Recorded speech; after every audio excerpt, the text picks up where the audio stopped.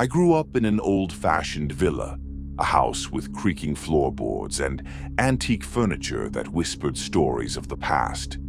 My childhood room, tucked away in a corner of the second floor, often felt isolated, a place where shadows seemed to linger just a bit longer. I was 10 years old when it happened, a night like any other except for the chilling encounter that still haunts me to this day. I remember the sensation of weight on my mattress, as if someone had sat down at the foot of my bed. I opened my eyes, the room illuminated by the pale moonlight seeping through the curtains. There he was, an eyeless boy, his empty sockets staring directly at me, holding a small, intricately carved box. Frozen in fear, I couldn't move or scream. The eyeless boy seemed to study me, tilting his head slightly as if contemplating something. Then, without a sound, he vanished, leaving only an imprint on my bed where he had been sitting. The box he held was nowhere to be found. For years I tried to convince myself it was a nightmare, a figment of my imagination. But the feeling of dread lingered, a constant reminder of that night.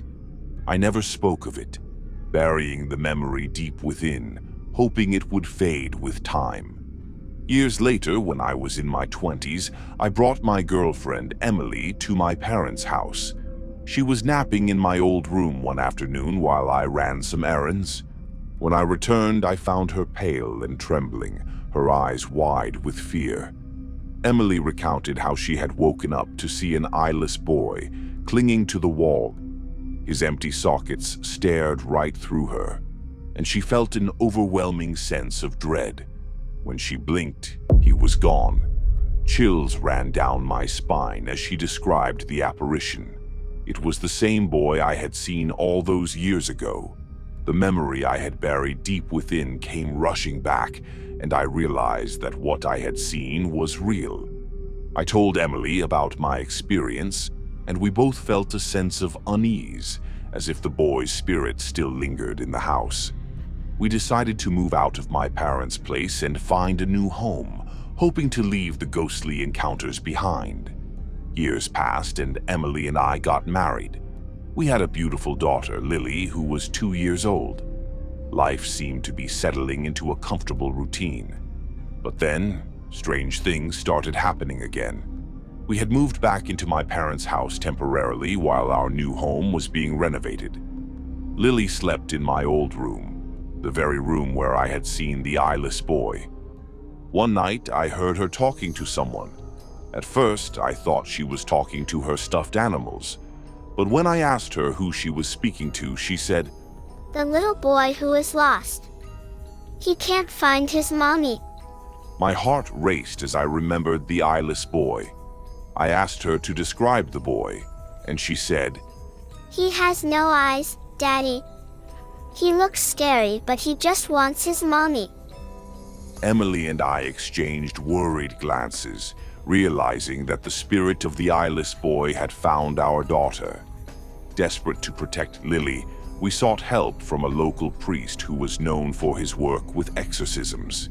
He agreed to come to our house and perform a blessing, hoping to rid our home of the restless spirit. The priest walked through each room, reciting prayers and sprinkling holy water. When he reached Lily's room, the air grew cold, and a heavy silence fell upon us. The priest's prayers grew louder, echoing through the house. Suddenly, the room filled with a chilling wind, and we heard a child's sobs. The priest continued his prayers, commanding the spirit to leave. After what felt like an eternity, the sobbing stopped, and the room grew still. The priest assured us that the spirit was gone, but advised us to move out as soon as possible. We packed our belongings and left the house that very night, determined to leave the memories and the ghost behind. We moved into our new home, a place filled with light and warmth, far away from the old villa. Lily never mentioned the boy again, and the eerie encounters became a distant memory, a chilling chapter of our past. But sometimes, late at night, I still think about the eyeless boy and the box he held.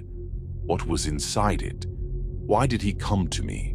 The answers remain a mystery, a haunting reminder that some spirits never truly rest. So, if you have a story that chills your bones, send it in. Maybe why you'll hear it narrated here next. Thank you so much for watching. If you enjoyed this video, please give it a thumbs up and share it with your friends.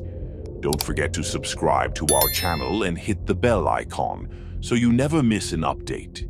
Your support means the world to us, and we can't wait to bring you more exciting content. See you in the next video. Bye.